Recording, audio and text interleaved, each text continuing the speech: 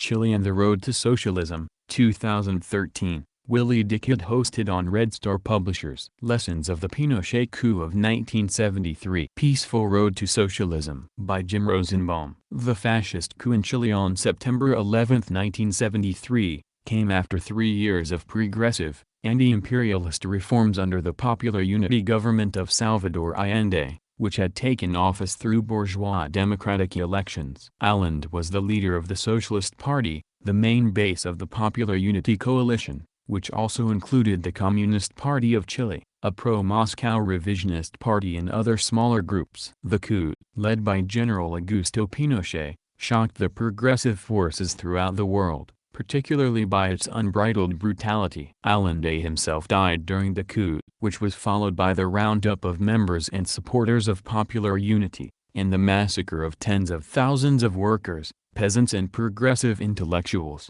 including singer and songwriter Victor Jara, and the imprisonment, torture and deportation of many others. The coup was directly supported by U.S. imperialism, which was affected by the nationalization of the copper mines owned by Dickhut and Anaconda, and of international telephone and telegraph. U.S. President Nixon and Secretary of State Kissinger both praised Pinochet. A few days after the coup, Kissinger sent a secret note to the U.S. ambassador to Chile to convey to Pinochet our strongest desires to cooperate closely and establish firm basis for cordial and most constructive relationship.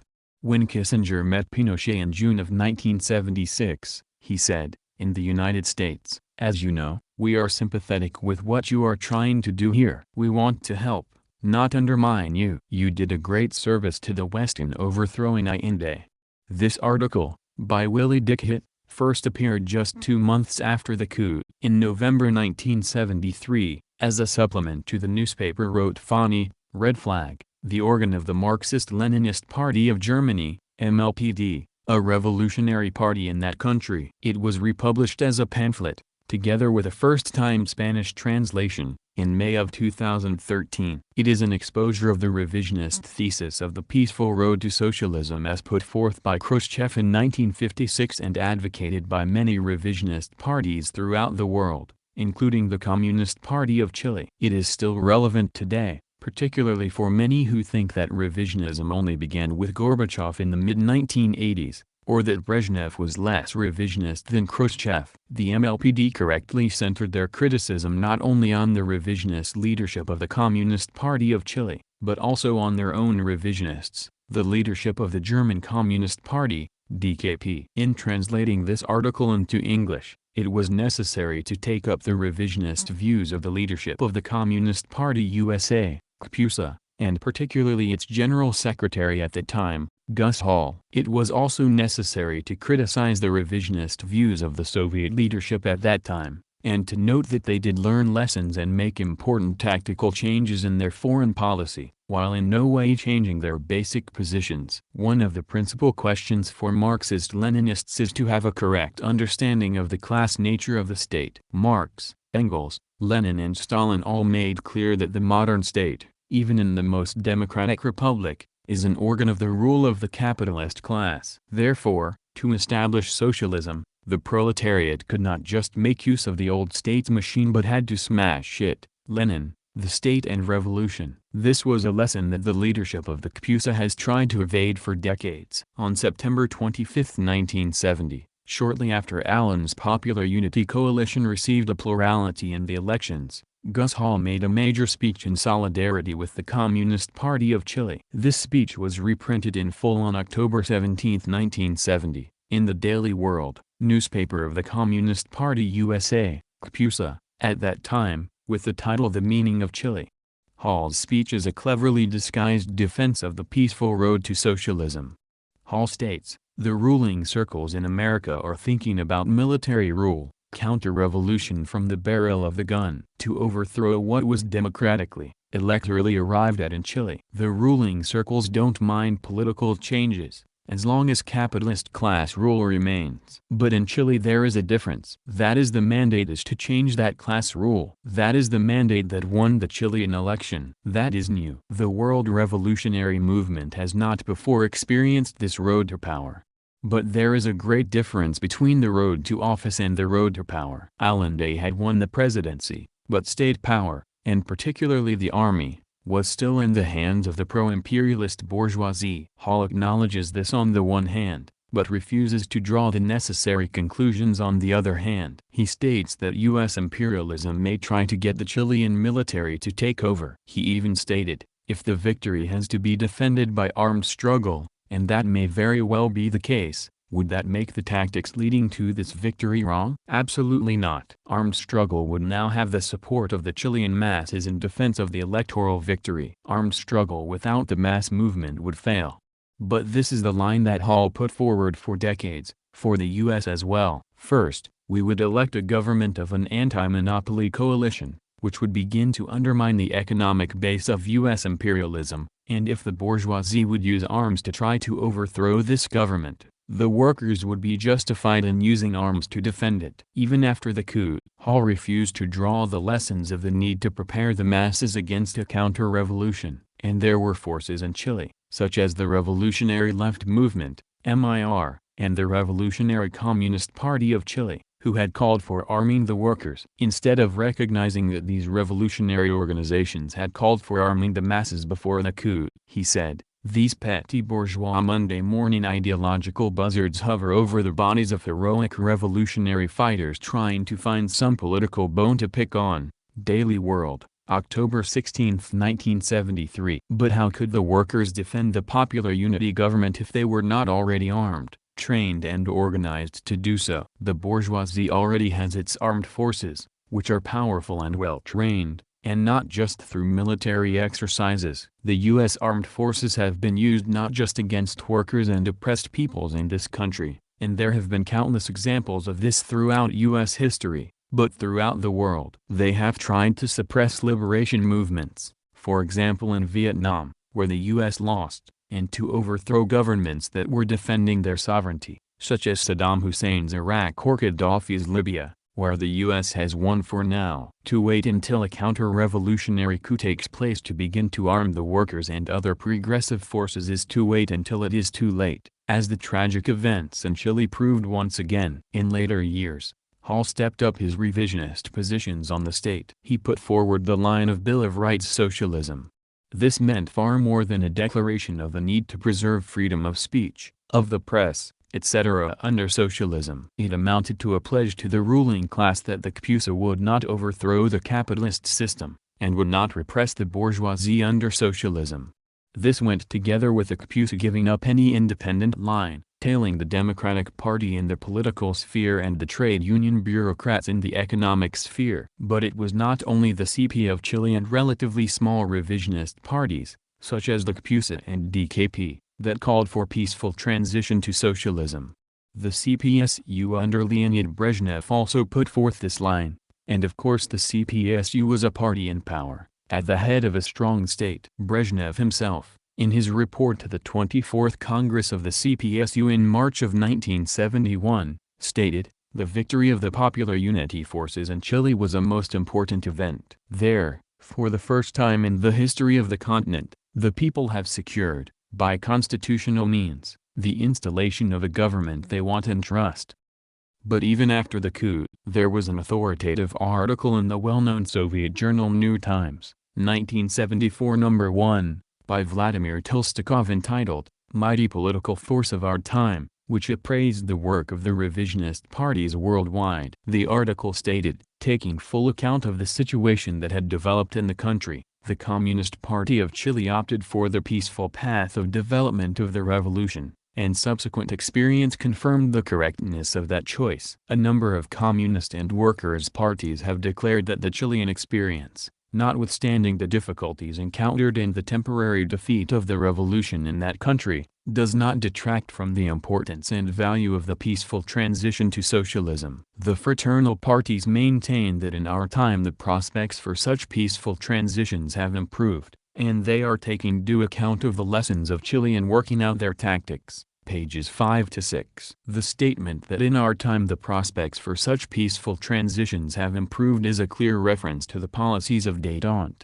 which the CPSU proclaimed would make the prospects of peaceful transition easier. This was especially emphasized after Brezhnev's visit to the U.S. in June of 1973. For example, there was an article in New Times number 36, September 1973, written before the coup, by D. Volsky, entitled Soviet-American Relations in the Third World. He claims that after Brezhnev's trip to the U.S., Dickhut is benefiting all countries and peoples, the Third World nations included. New tactics of revisionism after the coup in Chile. It would not be correct to say that the Soviet revisionists and other parties and forces influenced by them did not learn any lessons from the setback to the policy of peaceful transition in Chile. However, these lessons were not of a Marxist-Leninist character. Rather than supporting the workers and peasants in their struggle for power, they relied on another section of the ruling class, higher-ranking pro-Soviet officers, who could take over the reins of the state and bring about to increased Soviet influence. We will take three examples: Ethiopia, Portugal, and Afghanistan. In 1974 in Ethiopia, the decades-long rule of the feudal emperor Haile Selassie came to an end. His rule had been weakened by the long-running liberation movement in Eritrea, and further weakened by mass demonstrations in the Ethiopian capital, Addis Ababa. Selassie was forced to resign by a council of medium to high-ranking military officers called the Derg. Although the military at first continued Ethiopia's long-standing friendly relations with the U.S., a series of executions within the military brought Colonel Haile Mengistu Mariam to power by 1977. Proclaiming Ethiopia socialist, Mengistu developed close relations with the Soviet Union, while bloodily suppressing the democratic civilian organizations involved in the overthrow of Haile Selassie. Unable to defeat the Eritrean liberation movement and the Ethiopian Popular Forces on its own, the Derg called for the Soviet Union to provide thousands of military advisors and billions of dollars worth of planes, tanks and other heavy weapons to help.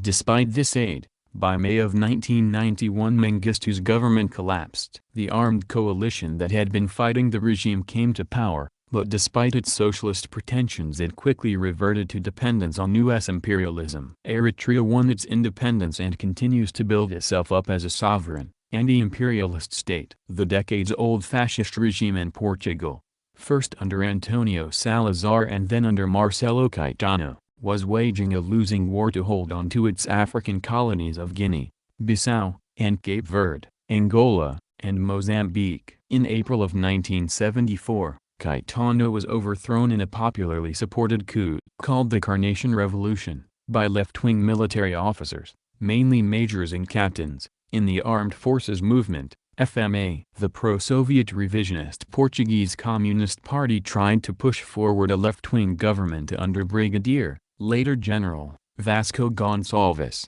but this failed when bourgeois democratic elections were won by the pro-U.S. socialist Mario Soros in 1976. In Afghanistan in 1978, the People's Democratic Party of Afghanistan, PDPA, overthrew President Daoud. The PDPA, which had close ties with high military officers, brought Afghanistan close to the Soviet Union. Despite many factional battles within the PDPA, Afghanistan was proclaimed an atheist state.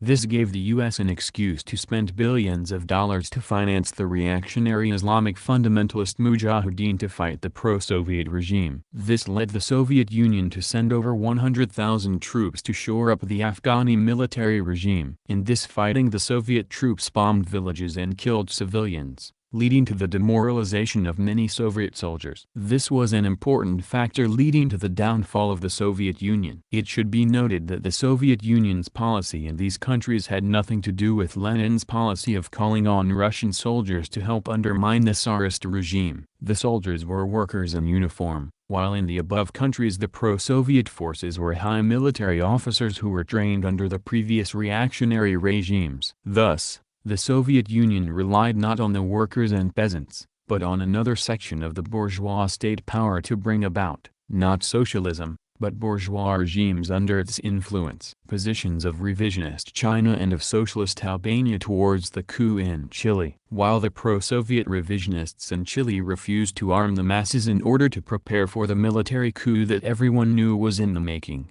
The Chinese revisionist followers of the counter-revolutionary theory of the three worlds took a different reactionary course. After the coup, the Communist Party of China made no statement of condemnation, and Peking Review carried only a few short articles describing the coup and the resistance to it. China sought to maintain relations with Pinochet as the leader of a third world country and even continued to provide credits to the Pinochet regime. This led the Revolutionary Communist Party of Chile to make a public break with the Chinese revisionists. In their open letter to the Communist Party of China, http://www.marx2mal.com/other/relevant%20party%20of%20chile.pdf, they said, the representatives of China at the United Nations and in other international bodies left the sessions without voting when the resolutions condemning Pinochet and his henchmen were presented.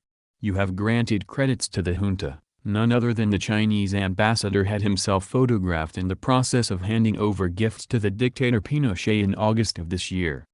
Unlike the Soviet and Chinese revisionists, Socialist Albania took a principled, correct position, denouncing the coup and its U.S. imperialist backers, while pointing out that the revisionist peaceful road opened the way to it. Albania pointed out, in Chile the counter-revolutionary storm continues to rage against the working masses, the patriots and fighters of that country. The rightist forces which seized power as a result of the September 11 coup d'état have established a reign of terror which even the Hitlerites would have envied. The most fanatical, ultra-reactionary forces of darkness, the agents of American imperialism, are strutting on the political stage. For the Chilean people this is a grave, although temporary, misfortune, but for the modern revisionists it constitutes an all-round defeat, a complete overturning of their opportunist theories. All the revisionists, from those of Moscow to those of Italy, France and elsewhere, presented the Chilean experience as a concrete example which proved their new theories about the peaceful road of the revolution,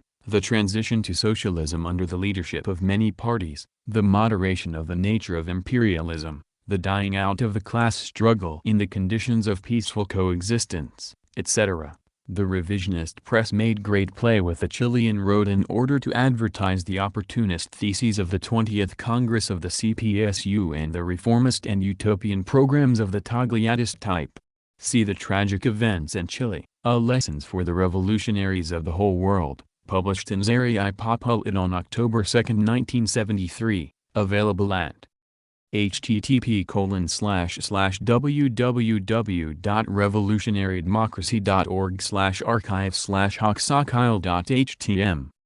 The experience of the Popular Unity government and its overthrow by the pro-US imperialist fascist coup led by Pinochet still has many lessons for us today. The first lesson is that it is possible to organize the masses of working people into a broad united front against imperialism and for socialism, and that in certain circumstances it is possible for such a united front to form a government. But the main lesson is that, without the overthrow of the bourgeois state apparatus, and without a revolutionary Marxist-Leninist party to lead this, it is impossible to defeat imperialism and build socialism. The experience of Chile shows, today as well as over 50 years ago, that the peaceful road to socialism is a myth. The MLPD bears no responsibility for this introduction. Forward. On September 11, 1973, a fascist military junta led by General Pinochet overthrew the anti-imperialist government of Chile. The unrestrained military carried out a systematic witch hunt against socialists, communists, trade unionists, progressive artists, scientists and rebues. Tens of thousands of people were tortured, assassinated and sent off to concentration camps. Many disappeared forever. President Salvador Allende, who had been democratically elected, also lost his life. 3 years earlier, the anti-imperialist Electoral Alliance, Popular Unity, won a majority in the presidential election. Allende's Socialist Party and the Communist Party of Chile, which was revisionist and loyal to Moscow, as well as some small leftist groups made up the alliance. The military coup perpetrated by the CIA, the U.S. secret agency, did not come as a surprise. It was preceded by smear campaigns, sabotage and coup attempts. Many people with revolutionary views demanded that weapons be given to the workers and that a popular militia be established. This fell on deaf ears, not only with Allende, who had social democratic views. Despite all warnings, the modern revisionists of the CP of Chile were also the ones who propagated the possibility of a peaceful road to socialism. Instead of preparing the masses for the imminent civil war, for the necessity of armed struggle, they blindly trusted in the bourgeois army and spread illusions about the role of the armed forces, thus disarming the working class and the masses. In November of 1973, a blue supplement to the weekly wrote Fani, Red Flag, entitled Chile and the Road to Socialism was published. The author was Willi Dickhut, theoretical pioneer and co-founder of the MLPD. This article showed that the CP of Chile had thrown overboard the basic doctrines of Marxism-Leninism and therefore also shared responsibility for the cruel defeat of the Chilean working class. The fascist terror also affected many members of their own party. However, the revisionists never took up a position of principle or of self-criticism regarding this. On the contrary, even today they repeat these illusions in a new form. So that these bitter lessons are not forgotten in the preparation for the international socialist revolution, we have reprinted this article unaltered, and also for the first time with a Spanish translation. April 2013. Stefan Engel. Chile and the Road to Socialism. Supplement to the Red Flag number 11. 1973. On September 11, 1973, after 3 years of President Allen's government, the particular Chilean road to socialism was drowned in blood. Thousands of workers were shot, beaten to death, executed, brutally assassinated by an unrestrained military, and buried together with the illusion of the peaceful road to socialism. The starting point of this revisionist policy, including that of the peaceful road to socialism, was the 20th Congress of the CPSU in 1956. The communist parties of many countries, among them the Communist Party of Chile, corroded within by the spirit of social democracy and opportunism, now, under the influence of the Soviet revisionists, made an about-face to a new course. Jorge Teixeira stated this frankly in Problems of Peace and Socialism, better known in English as World Marxist Review, the international journal of the revisionist parties. At the illegal 10th Party Congress, 1956, we carefully and self-critically studied the records of the 20th Congress of the CPSU and set ourselves as an immediate political perspective the task of establishing closer links with the masses and steadily carrying forward the revolution. Our country, said Party General Secretary Galo Gonzalez, gives examples suggesting the possibility of changing the present regime by peaceful, parliamentary means, through elections or in other ways. A mass movement would impart a democratic content to these methods and ways. July 1972, p. 90, English edition. In the program of the CP of Chile there is outlined the possibility of a path, based on the development of the struggle of the masses, that allows us to do without a civil war to win political power. In Revolutionary Weg 2, Revolutionary Way 2, we noted that the results after the Second World War showed how the liberation movements in various countries were defeated at gunpoint. All these events show that the thesis of the peaceful road in the era of imperialism is absurd. This thesis only serves to paralyze the revolutionary fighting strength of the working class. See pages 70 to 71 of A Broad United Front, the German edition. The revisionists have not learned anything from these experiences. On the contrary, the Chilean road to socialism was emphasized as an excellent example of the possibility of the peaceful road and was meant to show that the revisionist policy was correct. In Chile, the Socialist Party, SP, the Communist Party, CP, the Radical Party and the Social Democratic Party, SDP, as well as small groups such as the movements API, Independent Popular Action, and MIPU, Movement for United Popular Action, joined the popular unity and triumphed in the presidential election of September 4, 1970. Allende became president. What was the material basis of that electoral success? The exploitation of the people. The working people and natural resources of the country were looted by the powerful exploiters. At their head were the U.S. copper consortia Anaconda and Dickhut, among others, which for 50 years invested a total of $30 million and exported their profits, which reached $4,500 million.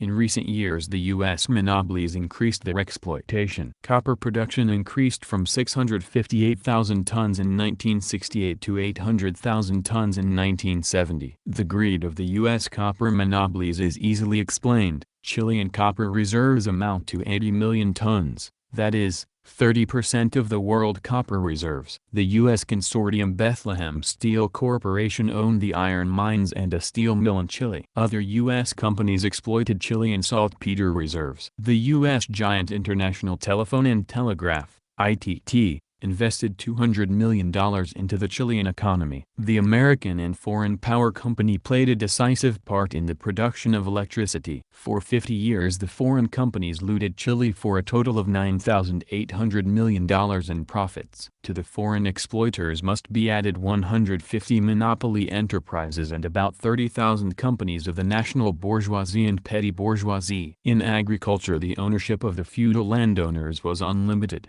4.2% of landowners own 80% of all arable land. The unprecedented exploitation of the workers in the city and the countryside was accompanied by unimaginable poverty. Within 10 years, the cost of living increased tenfold. 500,000 families were left homeless. The infant mortality rate was high. 1.5 million children were malnourished. The unemployment rate reached 8.8%. The misery and discontent of the masses led to numerous strikes and demonstrations. Allen's program of reform. This material base was the precondition for the formation of the Popular Unity and for Allen's electoral victory in 1970. Allen's government formulated a major reform program that was carried out step by step. 2 years after Allende got into office, the General Secretary of the CP of Chile, Luis Corvalán, summarized the results in an interview with the revisionist journal Problems of Peace and Socialism, World Marxist Review.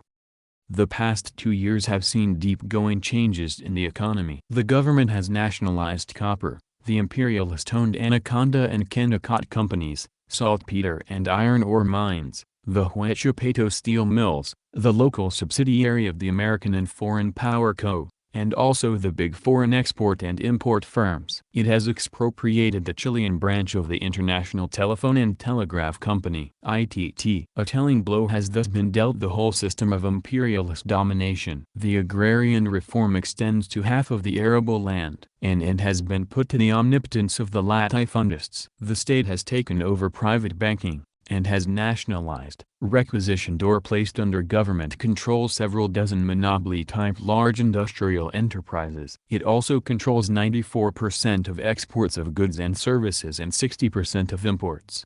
November 1972, p. 15, English edition. These results were certainly great successes of popular unity and of Allen's government, which should have been used as a means to further mobilize the masses for the revolutionary struggle. The expropriations were made partly with and partly without compensation. All the affected exploiters put up increasing resistance to the reform program of Allen's government, so that class antagonism sharpened even more. Instead of preparing the working masses for the sharpening of the class struggle and taking steps for the armed struggle with the aim of the seizure of power as a condition for peasant demonstration, onto the offensive. Building socialism, the revisionists had other concerns. The Communist Party addresses the working class, the peasants and all Chilean workers to tell them that the main task consists is to increase farm production, to increase the output of copper and manufactured goods, said the election call of the CP of Chile of March 1973. Source: The Revisionist Newsletter Information Bulletin, IB, No. 3, 1973. p. 46, English edition. Lenin's Teachings. The CP of Chile had rejected Lenin's teachings, which he already wrote in late 1899 in the controversy with the economists and their newspaper Rabukimisl. Workers thought, R.M.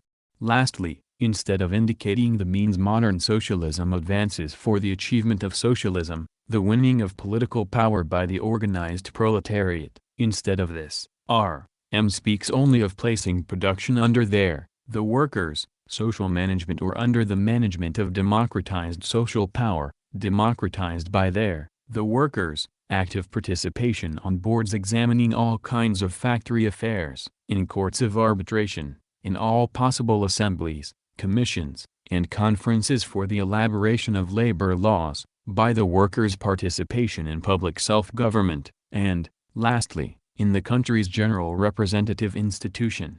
In this way the editors of Rabukumazla include in working-class socialism only that which is to be obtained along the peaceful path and exclude the revolutionary path. This narrowing down of socialism and its reduction to common bourgeois liberalism represents again a tremendous step backwards. The working class would, of course, prefer to take power peacefully. We have already stated that this seizure of power can be carried out only by the organized working class which has passed through the school of the class struggle. But to renounce the revolutionary seizure of power would be madness on the part of the proletariat, both from the theoretical and the practical political points of view. It would mean nothing but a disgraceful retreating face of the bourgeoisie and all other propertied classes. It is very probable, even most probable, that the bourgeoisie will not make peaceful concessions to the proletariat and at the decisive moment will resort to violence for the defense of its privileges. In that case, no other way will be left to the proletariat for the achievement of its aim but that of revolution.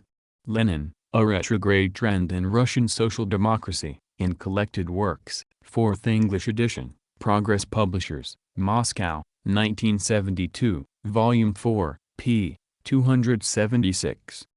The Chilean national bourgeoisie, known for its political acumen, its capability of maneuvers and tactics toward the masses, had hoped that the expropriation of the imperialist monopolies and the feudal landlords would open up a capitalist path for Chile. Land reform is a demand of the bourgeois revolution. It felt deceived when Popular Unity announced that it would continue the reform movement as a peaceful road to socialism. The national bourgeoisie moved closer to the reactionary part of the Chilean bourgeoisie that was tied to the imperialist monopolies. The resistance of the reactionary forces increased during the last year of the Allende government. The fight sharpened more and more around the main issue, the question of power. The question of power is decisive. Here the great illusion begins, the danger of the revisionist policy of peaceful transition to socialism.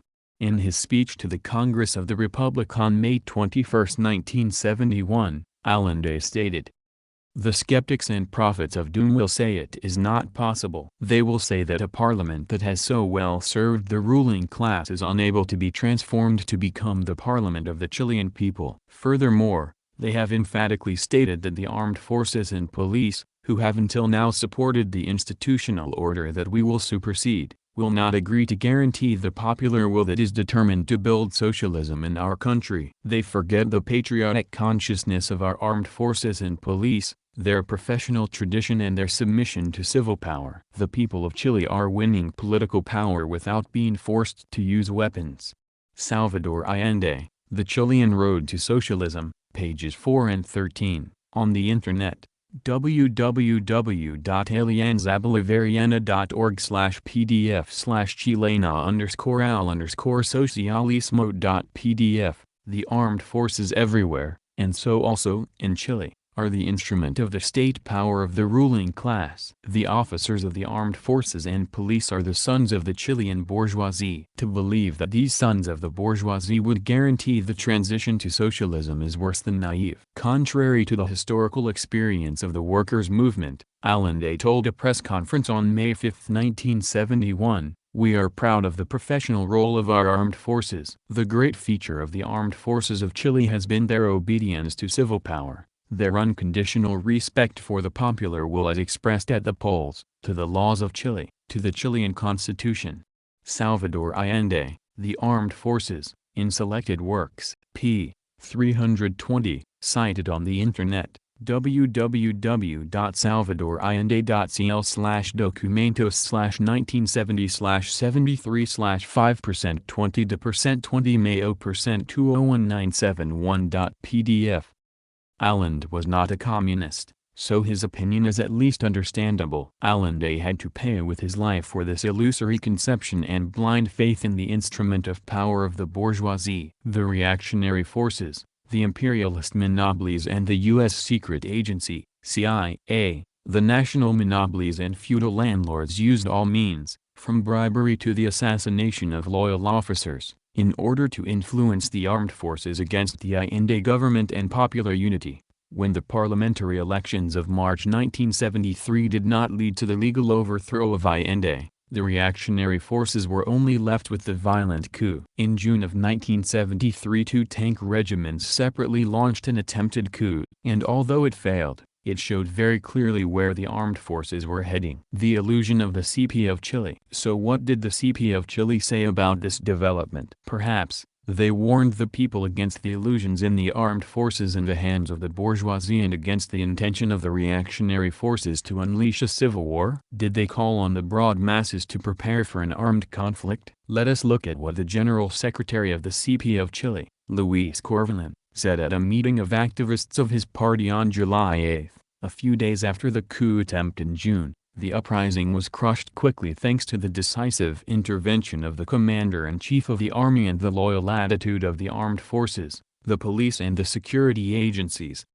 So it was not only Allende, but also the leaders of the CP of Chile, who blindly trusted in the instrument of power of the bourgeoisie. They continued spreading this illusion, this erroneous evaluation of the armed forces, despite the imminent threat of civil war. A captive of the disastrous policy of the peaceful road to socialism, the Chilean revisionist G. Banchero wrote in the revisionist journal Problems of Peace and Socialism.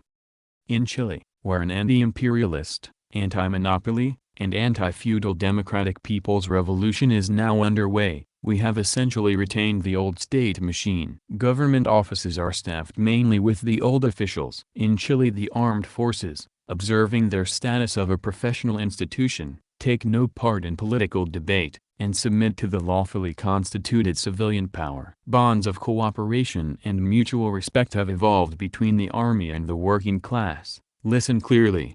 RW Editor's Note, in the name of the patriotic goal of shaping Chile into a free, advanced, and democratic land. August 1973, p. 21, English edition. Just a month later, this peaceful revolution was drowned by the same armed forces in the blood of thousands and thousands of workers and peasants. Tens of thousands were arrested and tortured, many beaten to death. We raise our fervent protest against the terror perpetrated by the military junta. We declare our resounding solidarity with the victims of the military and the fascists. Even in the September issue of the international revisionist journal Problems of Peace and Socialism, that is, a few days before the coup by the military junta, A. Yáñez and G. Banchero enthusiastically praised the armed forces. It is unbelievable, but what follows is written in black and white. The people and the army won an important victory. They defended the government, disarmed the adventurist and criminal elements who were sowing death on the streets of the capital and who had betrayed the glorious traditions of our armed forces. The Chilean soldiers displayed their unswerving determination to defend the government elected by the people. Patriotism and courage triumphed. September, 1973, p. 99, English edition. Already in 1969 we pointed out in Revolutionary Way to, if one does not prepare the working class for the armed struggle, they will be defenseless before the machine guns of the state troops in a civil war. CP 71 of the German edition. Pacifism in place of armed struggle. Did the CP of Chile prepare the masses for the imminent civil war? Let us return to Corvalán's speech, delivered at the meeting of party activists mentioned above, in which he emphasizes, "We communists raise today with greater strength, dynamism and combativeness the revolutionary, RW Editor's Note, and patriotic slogan, never again civil war, never again fascism." This is a pious wish. It is bourgeois pacifism that was spread especially during and after World War I under the slogan, "Never again war." In order to divert the workers from the revolutionary struggle. Although reaction was already placing on the agenda the armed struggle against popular unity in the Allende government, Corvalán begged his party members. "We have always expressed, and we repeat today despite the recent events, that in the current situation in Chile there is a real option of carrying through the anti-imperialist and anti-oligarchic revolution in order to begin the march to socialism without civil war, although naturally by means of a very harsh class struggle.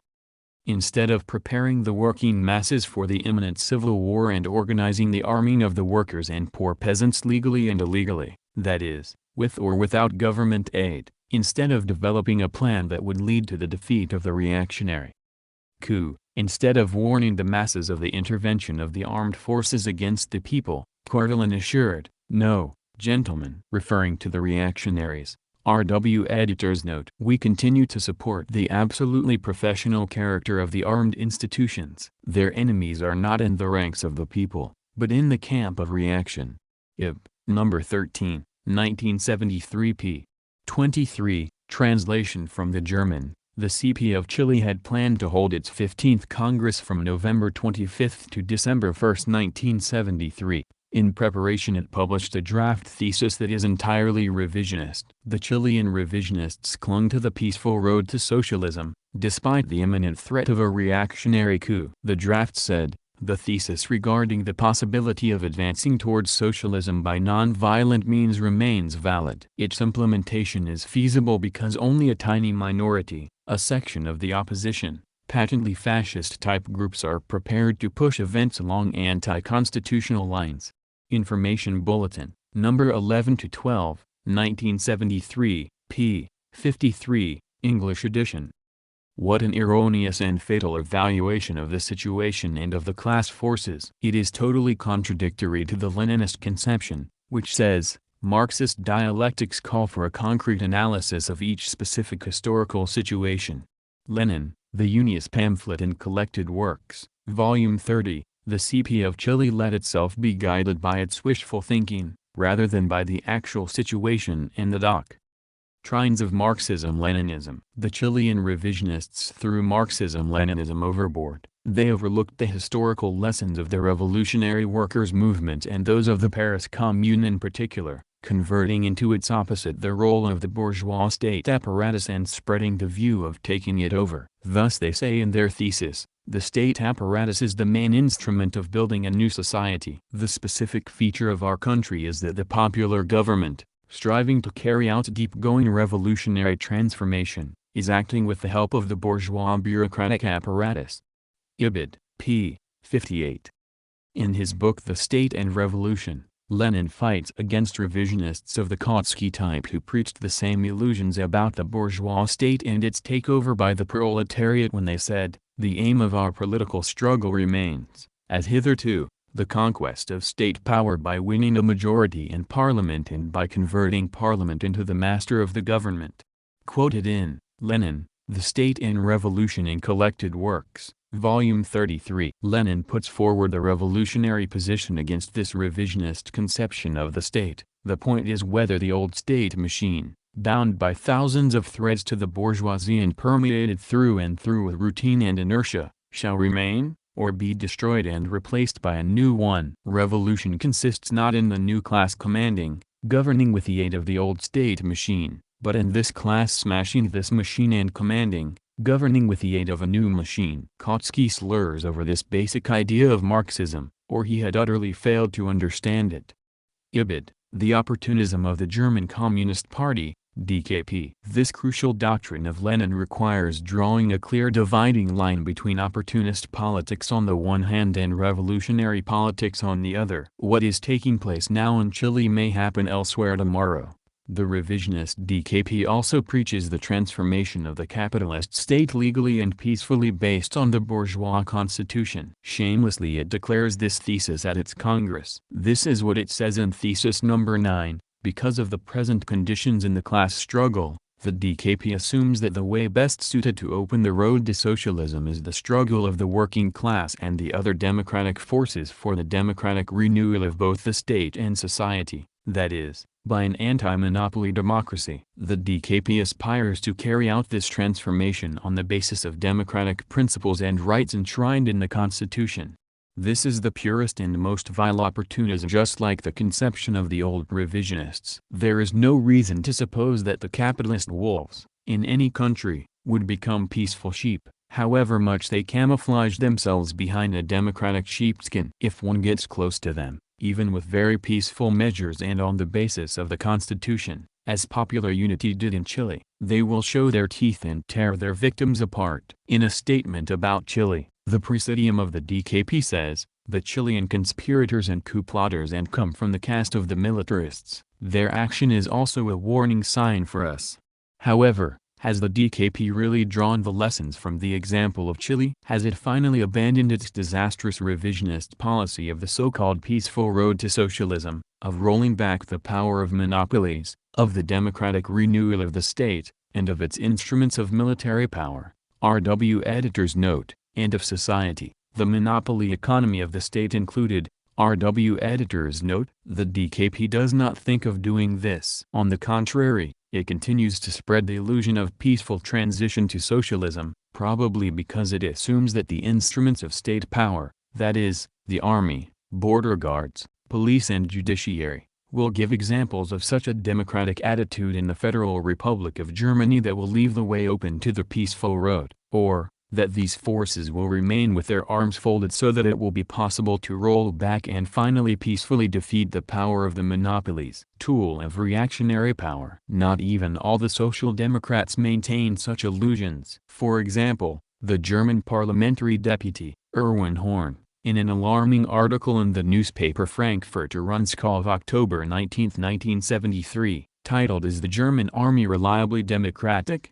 in the beginning quoted the former chair of the Young Socialists, Carsten Voigt, who stated at a demonstration, "The coup was perpetrated by some enemies of the Constitution in public service, generals, admirals and chiefs of police." In Chile it has become clear, in the decisive conflict, that the real enemies of the Constitution were not the socialists, nor the communists, but the military condoned or approved by the nationalist and Christian democratic politicians. This should also make us think about the Federal Republic of Germany. Therefore it is very obvious that we must ask and examine more intensely what kind of thoughts predominate in the army and the border police.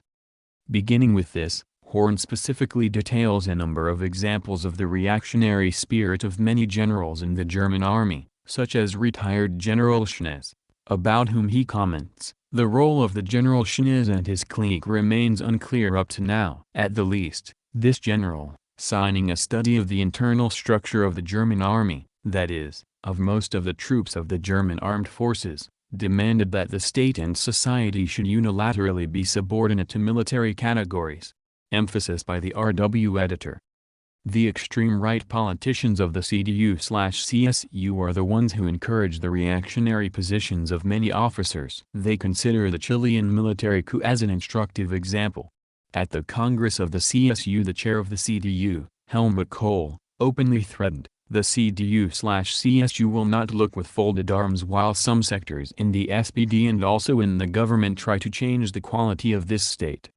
The DKP has not drawn any fundamental lesson from the bloody events in Chile. The Chilean revisionists also underestimated the counter-revolutionary forces. For example, A. Rodriguez wrote in the journal Problems of Peace and Socialism that Allende's popular government was bringing about a revolutionary transformation by constitutional means. This produces a situation in which the bourgeoisie has neither the opportunity nor the resolve to resort to armed force.